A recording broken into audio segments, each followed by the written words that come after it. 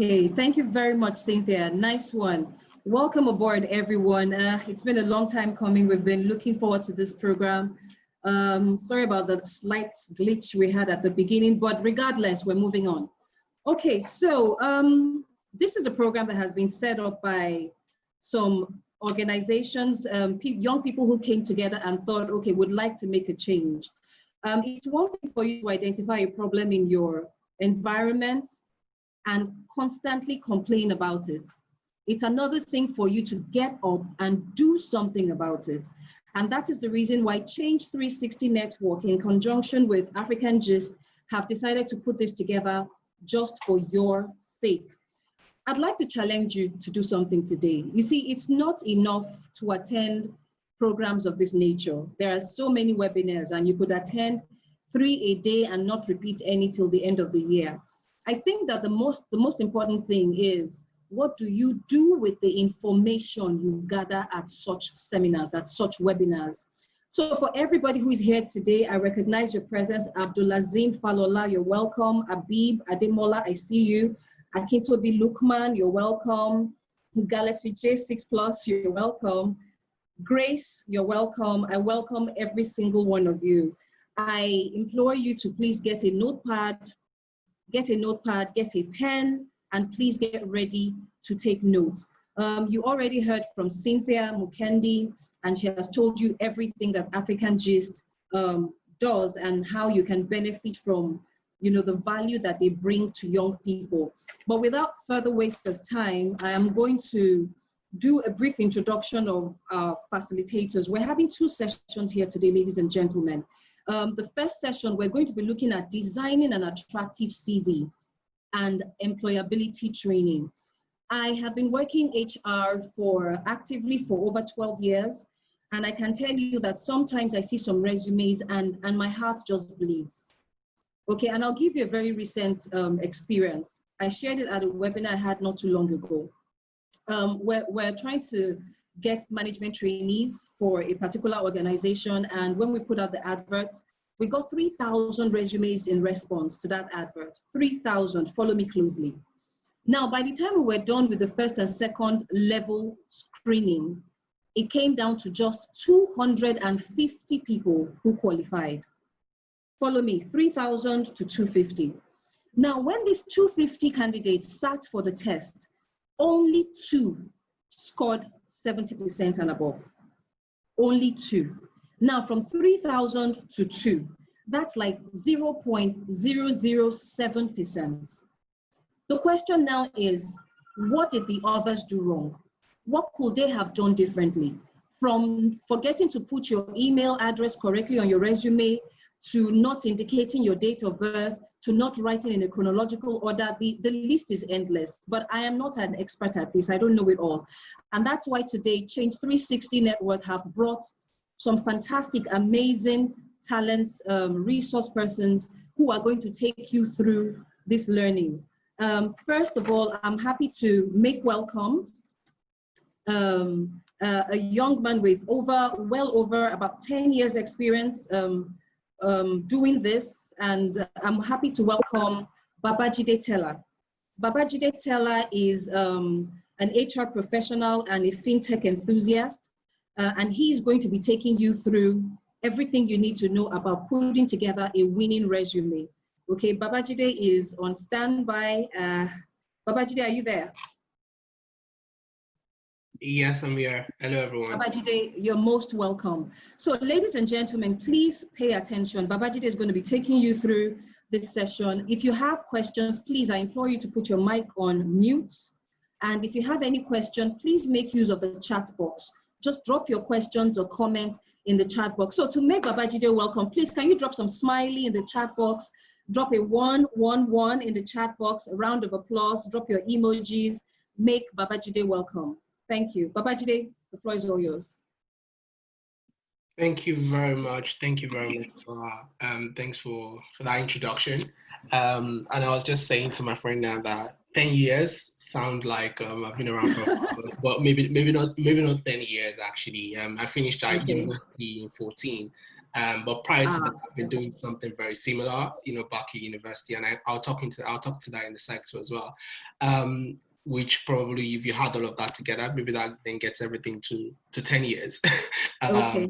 But post university has been 6+. So, but I'm happy All right. to talk everyone through this. So I'm just going to share my screen 1 second, if that's okay, and then we can go into the session proper. Thank you. Can you all see my screen? Yes, please. All right, good. And I'm gonna try and show my face too as well, so people can see my face. All right, I think that should be better now. Can you all see my face too, or is there still hidden? You're wearing a white shirt. We can see your All face. right, good. Thanks for that. Thanks for that. So hello everyone, and thanks for joining the session today. My name is Babajide Tella, and as Tella rightly introduced, so I currently work as an HR business partner for an investment bank. And I cover the corporate clients within the same organization that I work in. I studied chemical engineering. I finished from the University of Ilorin. So if you guys are if you have any Ilorin folks on the line, hello guys, and hello everyone. So definitely not just to the Ilorin people on the line. And I graduated in 2014. Prior to graduation, I was part of ISEC on campus, where I spent literally all my ISEC days. All my university days. I spent those in ISEC. And during my time in ISEC, I did stuff around talent management, project management, sales, business development, just name it. And I was local committee president at some point in ISEC in the University of Ilorin. So you can imagine, kind of covering all of this, all of that. All of the key areas in the organization, which was very, very interesting and a fantastic experience. Today is not for me to talk to you about my ISEC experience, nor to talk to you about, what I do on a day-to-day basis. It's more of how do you create a winning CV. I've got a couple of slides here. I'm going to try my best to make it very interactive. I also want to ensure that wherever it is you get out of the session is in line with what your expectations are. So I think to begin with, I've got something for everyone. So if you all just want to, let's set an expectation. So in terms of what exactly do you want to get out of the session? I know that the theme of the session is creating a winning CV. For some of you, you already have a CV. For some of you, you're probably just getting started with putting the CV together. But I'm also conscious of the fact that some people might have come to the session to get something totally different out of this, session. So if you just want to drop in the chat box, just let me know what exactly are the key things that you want to get out of the session. I'm just going to give 2 minutes for that.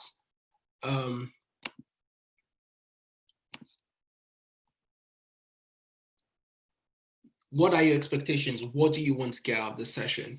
So you can type that in the chat box. Would it also allow me to get people to unmute themselves if they want to just say one or two sentences, just to kind of share what the expectations are? Okay, maybe what we could do is if anybody wants to speak, they could just raise their hands, and then we can call their name before they unmute, so that we don't have everybody speaking at the same time. All right, that's good. And if you don't want to speak, you can just type in the chat box. Let me know what your expectations are. And if you don't have any expectations, then maybe we can as well just end the session today. All right. All right, Ianwolua, thanks for that. To know what is important and what is not on the CV. All right, that's good. Any other person?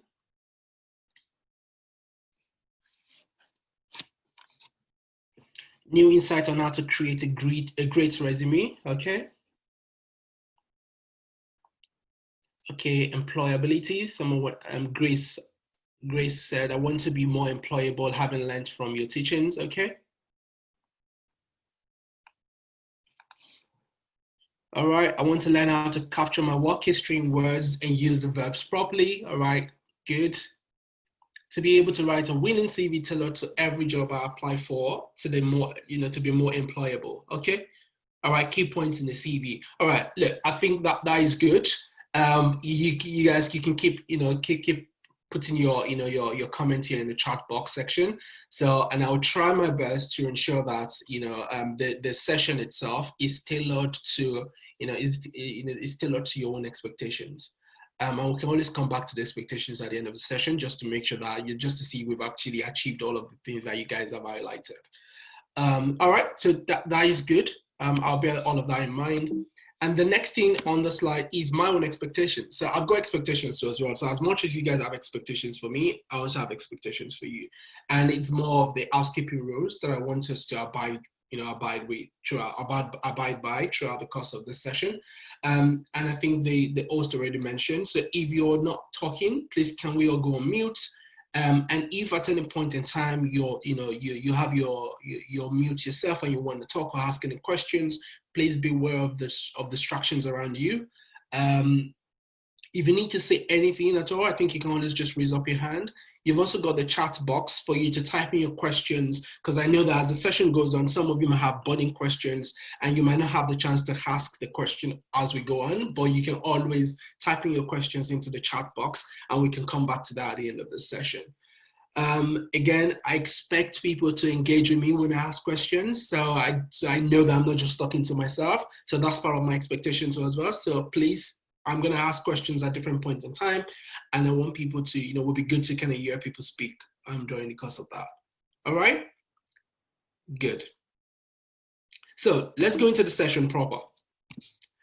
So like I said, I've been asked to come talk to you guys about what it means to write a winning CV. And there are loads of resources online. If you go on Google today and search for save a sample, or you search for elements of a good CV, you see so many things to read on. And the interesting thing is you get to see different CVs at different points in time. So my work here today is not to tell you that this is the exact templates that you should use for writing the CV. Instead, I'm going to be covering more stuff around what exactly a CV is, why it is important, right? And what a good CV looks like. Now, beyond just your CV, because now you have a good CV, you have to also search for a job. What are the key things that you should bear in mind when searching for jobs? And then when you secure an interview for that job that you searched for, as a result of you having a winning CV, how do you ace that interview? All right, and then at the end of the session, we're going to have time for question and answer. I know that there's also a panel discussion at the end of the two sessions, so we can always address some of the questions that we are probably unable to touch on during the course of this one. So if we go straight into it, let's dive in. What is a CV and why is it important? Does anyone want to tell me what they think a CV is? Anyone? You can type your comments in the chat box if you want. If you want to talk, you can always raise up your hand, and I'm sure the host is going to allow you to do that. What do you think a CV is?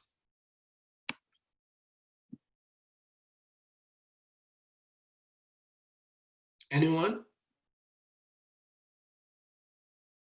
Marketing yourself to a potential employer. Thanks, Yanulua. Oluremi, a CV is one marketing tools. Yes? Okay, good.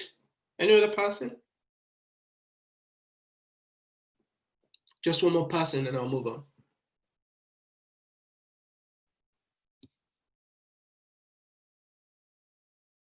Is anyone typing? No?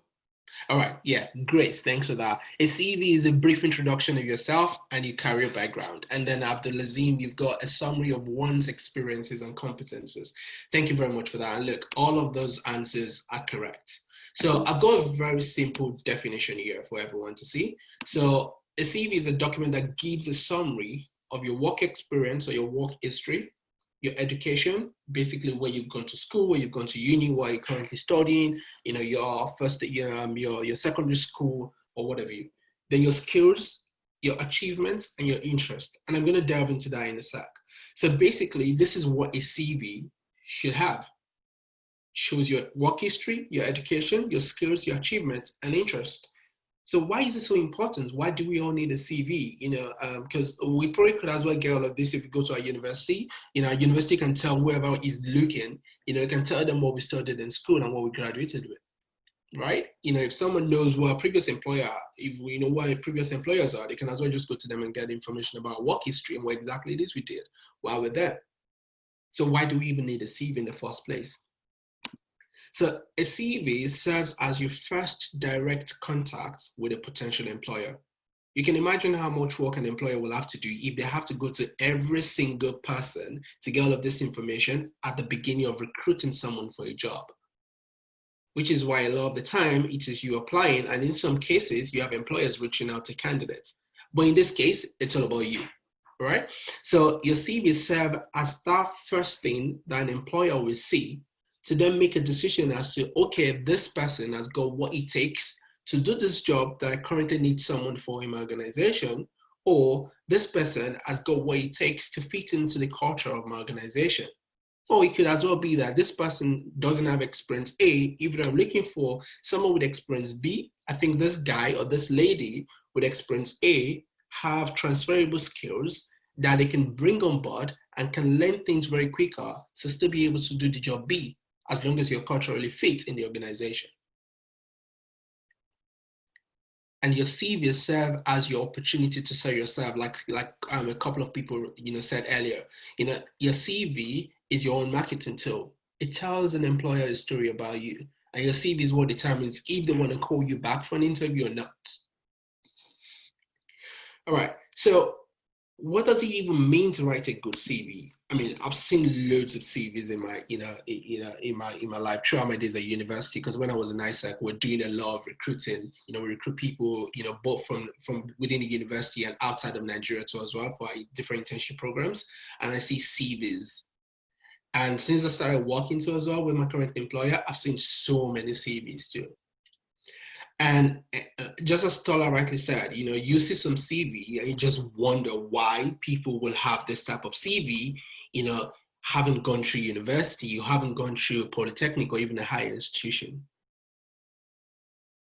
So what exactly does a CV, is a good CV looks like? I've got two major pieces that I'm going to cover on that, on this particular slide. And it's basically one, the element of a good CV. Elements of a good CV. And then the second part is going to be the common errors to avoid when writing a CV. Like I said, I'm not here to tell you that this is exactly the right template to use for a CV. As long as you tick the box on all of these elements of a good CV that I'm going to touch on, and then you avoid the common errors, that I'm going to talk about in a sec, then you will be fine in putting together a good CV for yourself. And that CV should be able to win you, that job interview. All right.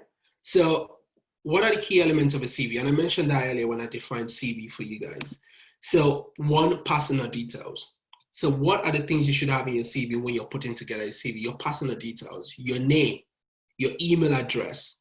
In some cases, your home address, not compulsory, but if you want to, you can include that. Your phone number is very important because if a potential employer sees your CV and they're interested in what they've seen, they need to be able to contact you either via email or either calling your mobile. So it's important for you to have that personal information on there. Now, in some countries, you see some job specs saying, has to be female, has to be within a certain age, say someone 26 and below or something, or between 21 and 28, regardless of what the condition of that job is. I'm not a big fan of those type of job adverts, to be honest, but we should also not shy away from the reality on ground. In some of the job applications that I've seen in Nigeria, for example, where they say we're only looking for females and we are looking for females that are under the age of 30 or male that are under the age of 25.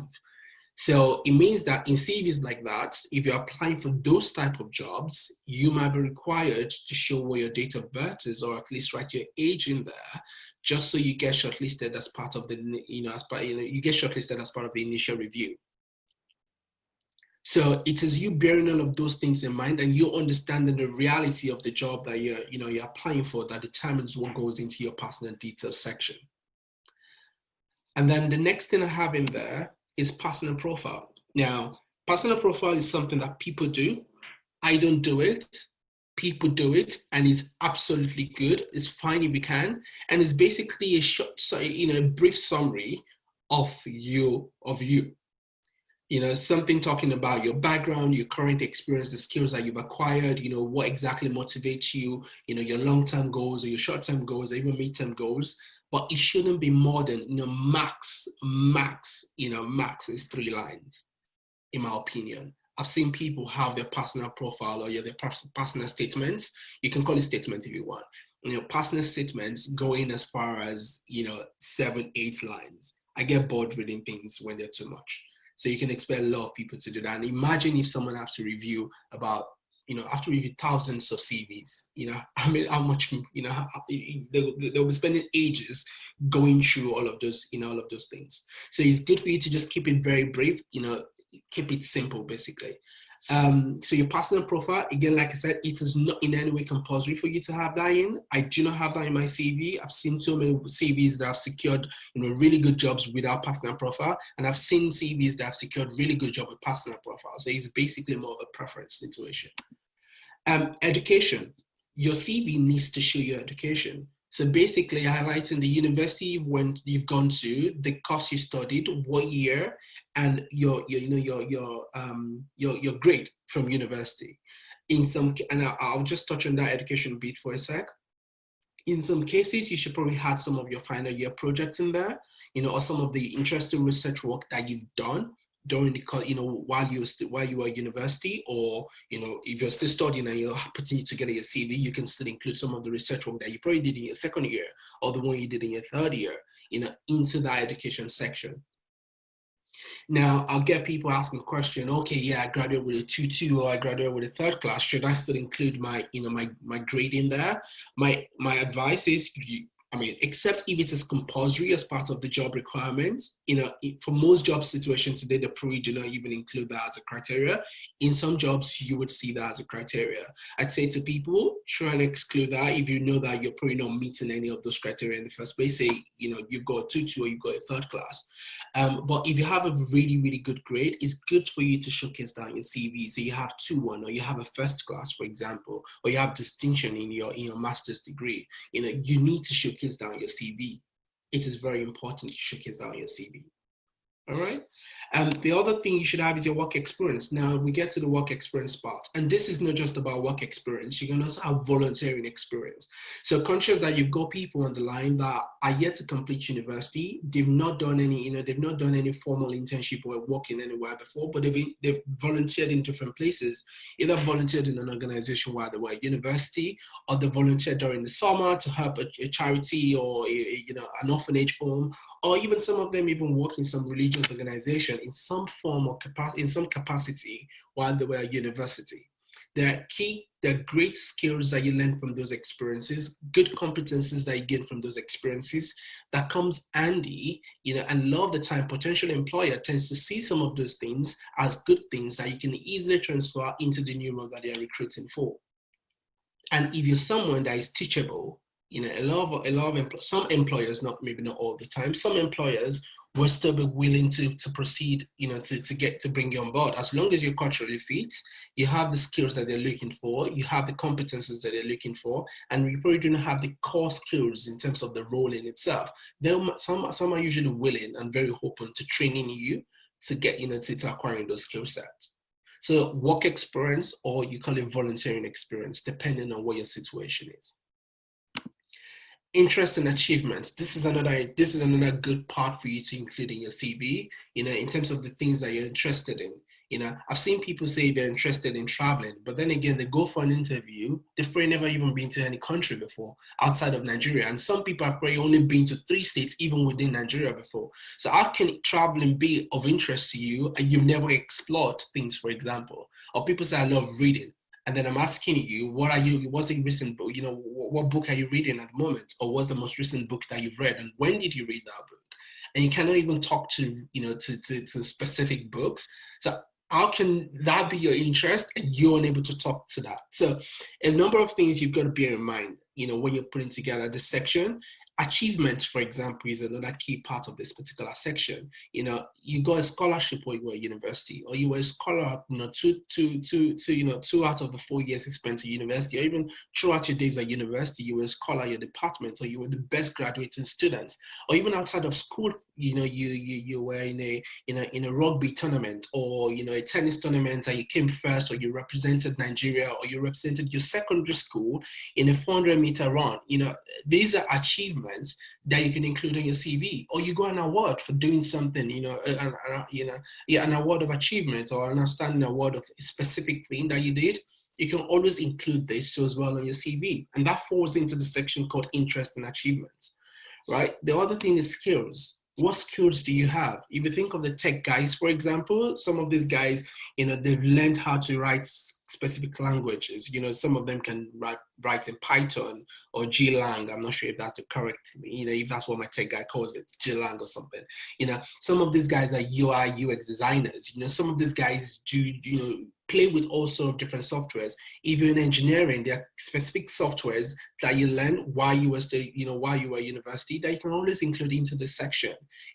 For some people, it's skills in recruitment, that they've got. Some people, it's skills in selling, that they've got. You can always include some of these things. Some people, it's in presentation or effective financial management or even budgeting. It can, so for some people, is knowing how to write a model, for example, or even doing valuation. These are things that you can always include in your skills section. And these are things that, sells you for the right opportunity, if that makes sense. And then we have references. I've seen so many CVs in the world today that when it gets to the references section, they write like names of 3, 4, 5 people that you can always make, as their reference for you to call. I say to you today, it is not in any way compulsory to have any name on there, except if the job itself is specifically requested for that. There are some jobs that would say you need to include references. In a situation where there is no point to that in any form or shape, please, just when you get to the references section, just say available upon request. Available upon request is all you need to show there. You don't need to show, your professor while you are at university, you're the head of one department that you did internship. If you've not been requested to do that, you do not have to do that. All right. So that's pretty much it on elements of a good CV. I don't know if you guys already have questions kind of rolling in, but keep your questions coming into the chat box if you have any, and we will touch on that. And I'm also conscious of time too as well. So the next thing I've got here is common errors to avoid. So when you're writing a CV, what are the errors for you to avoid? I'm going to try and run this section very quickly. So one, spelling mistakes. People make a lot of spelling mistakes, when they write a CV. Either in the way they've described your experience, or even in the way they even write the name of the university, or even in the way they write the name of a company that they previously worked with. Your spelling mistakes, you need to make sure that you avoid those mistakes. If you're writing using Word, you can always review to do a spell check for you to correct that. You can go to grammarly.com. There's a free version of that where you can always check if you have any error in any of your spelling or even any of your tenses. The next thing to consider is grammatical errors. So tenses, again, like I said earlier, you want to make sure that you're saying things that make sense, that read sense when a recruiter or when a potential employer is going through it. Incorrect information. Please and please and please, you do not lie in your CV. It is very important you do not lie in your CV. Any information you put on your CV has to be correct. I've seen people go through interview process, successful at it, offer the job, and when it gets to the time for background screening, some information that they provided as part of the selection process versus what was found during the course of the background screening was totally wrong. And because of that, the offer was withdrawn from them. So you can literally lose an opportunity for including an incorrect information in your CV at the point of submission, or even in your job application in any form or shape. All right. And another thing to mention about the incorrect information, something that seems to be sometimes very unclear about people when they put their job description, when they put their work experience together, or even the university, is the dates. Some people say 2012 to 2016. That 2012 to 2016 can as well be December 2012, to January 2016. That in itself is definitely not 4 years work experience. But how am I supposed to know that? Because you've kind of deceived me. So I tell people, put months into it. So if you start a job May 2015 to July 2017, put it in there, put the month and the year in there, not the date, but the month and the year is very important. So all of those things can fall under incorrect information too as well. Inconsistent formatting. Some people write CV, you see that the education section is written in Calibri, the what's it called? The font type. right? And then you get to the work experience section, is written in Times New Roman. You know, some people, when you have bullet points, they put full stop in some bullet points and they don't include full stop in some others.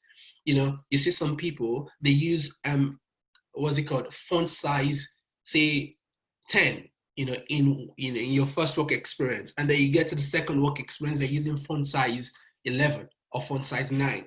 Those are, you know, that is basically inconsistent formatting. You want to ensure that your formatting, your text size and your text type are consistent, are the same, basically, are the same across board. The only thing that could look different could be your name at the top. You can increase the font size just to kind of, you know, highlight your name, you know, and for at the beginning of each of those sections, you know, all the section at the top, you can as well just bold them. But in terms of the font type, they should all be the same throughout your CV. It's important to bear that in mind. Unnecessarily long. Some CVs are just unnecessarily long. Some people just have 5 years work experience and they have 3-page CV. I've hired someone, you know, to head up an EMEA business, you know, with 25 years work experience, both in EMEA, I mean Europe, Middle East, and Africa, you know, and APAC, Asia Pacific, and also worked previously in America. And the CV was just 1 page. I get it, you know, all CV are gonna be like that, you know, but that is an example of someone with so many years of experience, but with just 1-page CV. At this stage, if you're graduates, if you're recent graduates, or you're still at university, you're probably just 5 years into your work experience, try your best to keep your CV to 1 page, please. There's no point having, you know, long sentences. And a lot of the time why people have longer CVs is because they're, again, the way they play with Microsoft Word is the problem. In some cases, you don't need big gaps or big spaces. You can always reduce those spaces for each of your bullet points so that it comes closer together. You know, and these are the reasons why some people have longer CVs unnecessarily. You know, you can always avoid 3-page CV. You can put it into 1. Trust me, I've done that several times for so many people, and you can always do that. All right. So I'll move on to the next part. CV sample. What exactly does a CV look like? Like I said earlier, this is not to tell you that this is the exact format of writing a CV. No, right? This is just as long as you abide, you know, by the rules that I have in this section, you should be fine in putting together your CV. But this is just an example of what a CV looks like. You know, in some cases, I mean, you can see that you have ABCDE as the last name, and then this FGHIJ as the, you know, first name and other name. In some cases, it doesn't have to be ABCD as the last name. Your last name could actually come last. Yeah, and you can have FGHIJ, Clamno, you know, ABCD as your last name. Again, it's absolutely up to you. Your email address, you want to be very professional with that too as well. But this is just to give you an idea of what a good CV looks like. And this is an example of someone who put together this CV, I think in 2014 or 2015, you know, probably the same year the person graduated from university in 2014. And this looks really good. We can go into the details of that later, but this guy ensured that there is consistency across board, and the CV was kept to just 1 page. All right, so very quickly, because of our time, other quick tips for you to bear in mind when it comes to writing a CV. Write your CV in a reverse chronological order. So if you look at the CV, for example, this guy started based on the most recent work experience, and then you move on to the one after, the one before that, and then the one before this one, right? So write your CV in a reverse chronological order. Tailor your CV to describe your experience in a way that is relevant to the role. So if I'm applying for a finance role, for example, I need to make sure that the keywords that I use in writing that CV, you know, is consistent with the role that I'm applying to. In some cases, you probably do not have some experience in the places that, all right, I think that's my third point. So if you have 0 or limited experience in the role you're applying for, be sure to demonstrate your interest in other ways. So if I'm looking to go into finance and I do not have any experience working in finance, right? Some of my volunteering experience can reflect my interest to show the employer that actually, yes, I haven't done this, but I'm still very interested in this, right? And also in some cases, it could be where you have the additional information, which is basically where you talk about your interest and achievements. Those could be sections that reflect some of these things, or you can even be in some certification. I can like to say, I want to go and do CFA. So I do not have any experience in, in finance, but I can do a CFA to show that I'm very interested, or even write an ICANN to show I'm interested in accounting, or ACCA, depending on what the situation is for you. I'm just going to run through this very quickly. You really need to read your CV and get other friends to review for potential errors or unclear sentences. Before you submit a CV, make sure you get people to read your CV for you. Read your CV yourself. Get them to identify errors. If there's anything unclear about a particular way you've described your experience, let them give you feedback and make changes to those things. All right, you need to know your CV in and out. So I know my CV from top to bottom. So you cannot ask me any question and I won't be able to answer you. I can tell you every single line of it. Please, it is important you know your CV, especially for that time when you get that call inviting you for an interview or a very quick conversation about what you already have in your CV. Do not lie, I talked about that already. So for the undergraduates and recent graduates online, you need to tell your your volunteering experience to reflect your skills and competencies. I talked about that earlier. Allied scholarships, if you've received any at all, or if you're currently on any of those, so make sure you have that highlighted in your CV. And it is fine for you to highlight your school's research and project. I mentioned that already.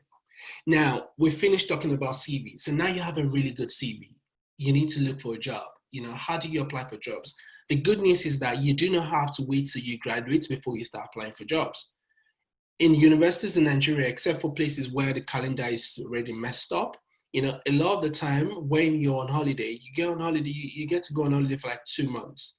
Instead of you just staying at home, you can be doing something that gets you closer to your midterm or your long-term goals. So if I want to be a finance person, I can use my summer either to search for an internship that I can apply for, either in Nigeria, in the state I'm currently in, or or even outside of Nigeria, depending on what I'm capable of doing or what I'm able to do, right? Secure an internship that helps you learn those skill sets, that helps you gain those competencies, and help you increase your the size of your of your CV, if that makes sense.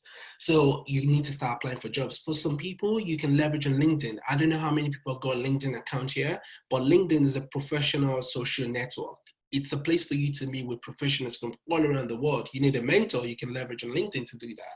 You need a job, you can leverage on LinkedIn to do that. I've seen people secure jobs by just sending email to someone in an organization where they're interested in. I'm assuming that's my time, I'm not sure.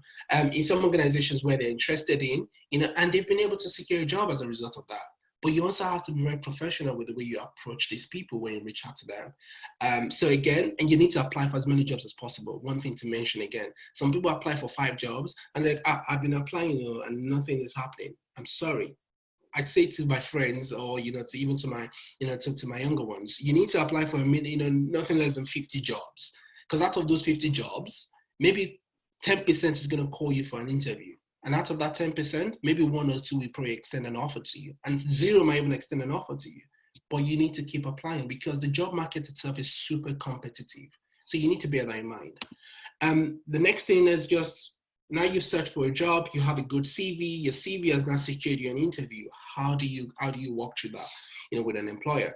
These are just quick tips for you. 1, research the company that you're applying to. Make sure you know what exactly it is they do.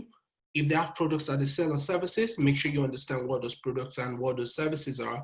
Know who their competitors are in the market and know what differentiates them from those competitors. So competitors in this case are people that do exactly the same thing that that company you've applied to are doing.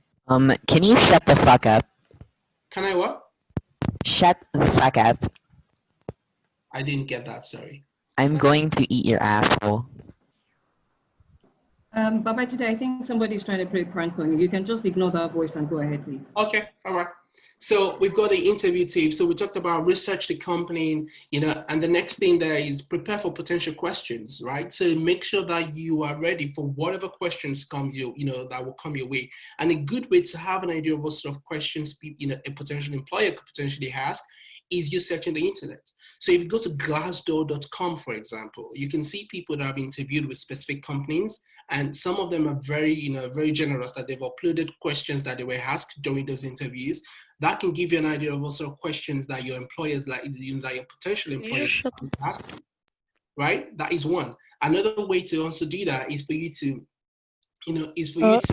look at the role. Can we all please go on mute if you're not talking? Thank you. Good.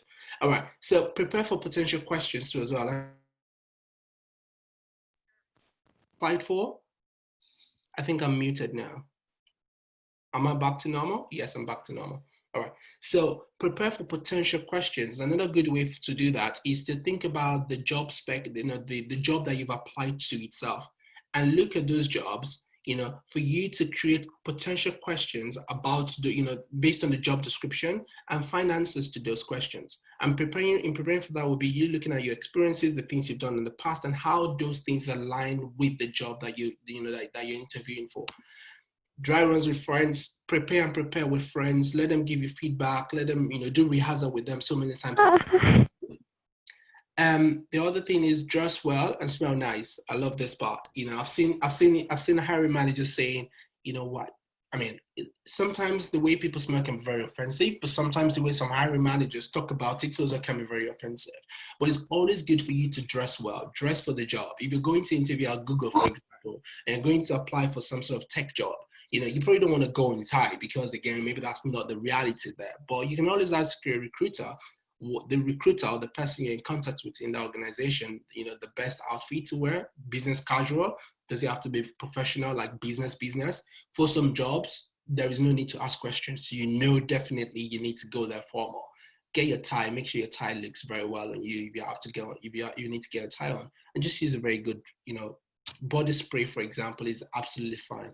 It helps you set the scene.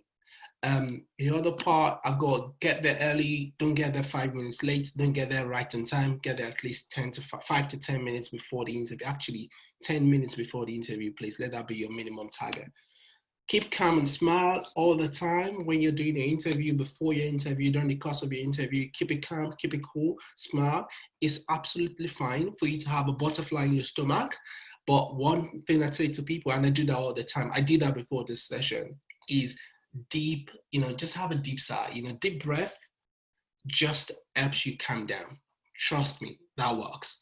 And when it comes to smiling too as well, put a smile on your face. Don't smile like some village people that just got back from one, remote village in Wuhan, in China, for example. Make sure that you keep calm and smile all the time. I mean, not too much that it pisses people off. The next thing that I've got, keep it conversational. As much as you're going there to interview for the job, you also need to interview the company to be sure that it's the best fit for you as a person. Because you don't want to go to a job that you get frustrated because the culture just doesn't make sense. There's nothing there for you to even progress in your career. There's no point. It might give you, it might pay the bills now, but long term, you're just gonna run yourself crazy. So it's very important for you to also keep it conversational, and it's not just one-sided at all. Ask questions at the end of your interview. Please. An interviewer will ask you, do you have any question for me? Please have questions to ask. If you're struggling with questions to ask, Google is the best place to go. I tell people all the time, example of questions to ask my interviewer for a job in the finance industry, for example. You will see loads of example questions. Then you can use that as a guide to creating your own questions. You can ask questions about the culture, ask questions about the job. What does success look like in this role, for example? What does success look like in the organization? Ask questions about their strategy. If there's something about diversity and inclusion in the organization, ask questions about those things. Organizations want to talk about themselves, so do people want to talk about themselves. Follow up after the interview is another thing you need to do. Just writing a very short email to people via LinkedIn, especially if they do not give you their email address. You can drop them a line on LinkedIn saying, hi, XYZ, it was really good chatting with you today. Enjoyed our conversation together. Definitely, this interview, or rather, this interview has given me, further insight into the role. Now I'm super interested and super keen on taking this forward. It's just an opportunity for you to reestablish your interest with them, or to re-emphasize your interest with them. And I think that is pretty much it. Someone is writing something on the screen. I'm not sure who that person is, but I think that's going now. Anyways, so that is it in terms of what we have for you guys today. Someone, do I have 1 minute to 2 minutes to talk to that, or can we just? Please. Yes, please go ahead. All right. So cover letters. I know there are jobs that ask you to submit cover letters, but bear in mind, not all jobs request for cover letters. Now, in a situation where you find yourself in a place where you're supposed to write cover letter, I'm just going to talk you through the key things to bear in mind when you're writing a cover letter. It's not going to be in-depth, so I'll ask you to read more about that on the internet whenever you can. But key things to bear in mind. One, the first paragraph is there for you to introduce yourself.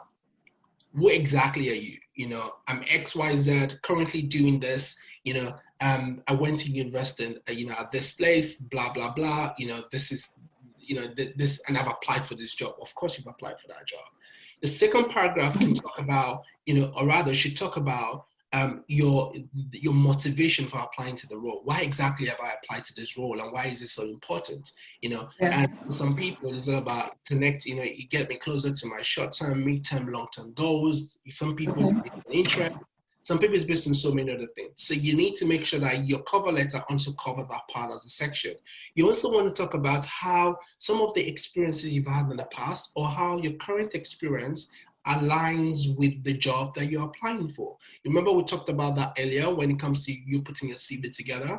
You need to use that section to reflect, you know, why you're the best guy for the job, or why you're the best lady for the job. And that will be based on the job, the things you've done previously, you know, and how that matches with what you're currently looking to do, or what you're going to be doing for them in the organization, right? So you need to bring that together. In some cases, you do not have any experience in that particular job that you've applied to.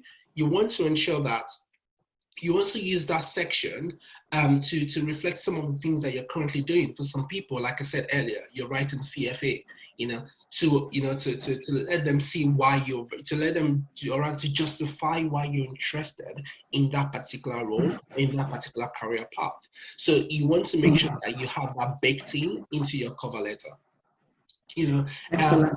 and what else? Yeah, and I think that the last part could be, you know, it's going to be more of a conclusion, and you're just kind of wrapping things up. You know, you're talking about, you know, the kind of organization you're looking forward to working with, and referencing some of the feedback that you've had on them, or the reviews you've read about them online, or some of their employees' experience, and you're confident that this role and working at this firm, you know, would definitely, you know, will help you achieve your long-term ambitions, you know, or, you know, and the likes, basically. So that is pretty much high level in terms of what a cover letter should entail. But like I said, it's up to you to write stuff. And again, some of the key things that are applicable in your, you know, in your CV are applicable here to us are based on those rules. Do not lie. Avoid grammatical errors. You know, make sure that everything is on check when you put all of these things together. All right? I think that's pretty much it from my side. I know it's a lot of information that I've had to download to you guys, and I was trying to keep time to as well. But I hope you guys find it useful and very helpful. Wow, that was so much all pushed into together in a 40-minute session. Thank you so much, Babajide. Amazing job. Thank you. Amazing job. Please, can you just drop a round of applause in the chat box? A round of applause. Put some fire in the chat box. Drop some emojis for Babajide. Thank you so much. Amazing job. Okay, Iyanolu has had his or her hand up all along. Iyanolu, you may unmute yourself and take your question. And after Iyan, just while we're waiting for Iyanolu, 1 minute, please. I'd like to address something. Generally, when you're attending a session such as this, it's important that your ID is disclosed. Okay, you don't attend a webinar of this nature with some abstract name or iPhone 123. There are hackers everywhere, and it's important that we know, who's on. So please, if you're attending this, if you're on this webinar and you know that your ID is not disclosed, if you can quickly correct that, can you please do that so that you don't get filtered out? We want you to enjoy the session, but we also want to be sure that our system is not compromised. So if you don't have a proper ID, please go ahead and do so.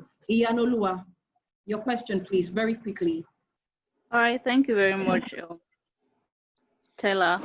Can you hear me, please? Yeah, I can hear you, Iyanoluwa. Okay, thank you very much for the session. I'm very grateful. My note is very full. I just have a very simple question. Usually when you're applying online for roles and all of that, you would see academic qualification. No, there are these sites that have like fields to just complete the field before they now say attach your CV and all of that. So when you go to the academic qualification, you see what level you are at, either they'll say SSC, my bachelor's degree or master's degree. My highest qualification, okay, this is personal right now. My highest qualification is actually a professional certification. Like, I'm chartered accountant. So you just see bachelor's degree, master's degree. I have more than a bachelor's degree, but I don't have a master's degree. So what am I supposed to pick? Am I supposed to say I don't have a master's degree? So do I just say bachelor's degree? Or that's my question. Thank you. Yeah, no, that's a really Okay. good question. Okay. And again, it depends on where you've applied to. If I just to answer that very quickly, it depends on where you've applied to, and I know where exactly it is you're referring to. A lot of the time, in sections like that, I guess you select your bachelor's degree being your degree at that point in time. Now, in a lot of the applications, when you scroll down, they ask for professional certifications that you also have, and that's an opportunity for you to plug that in.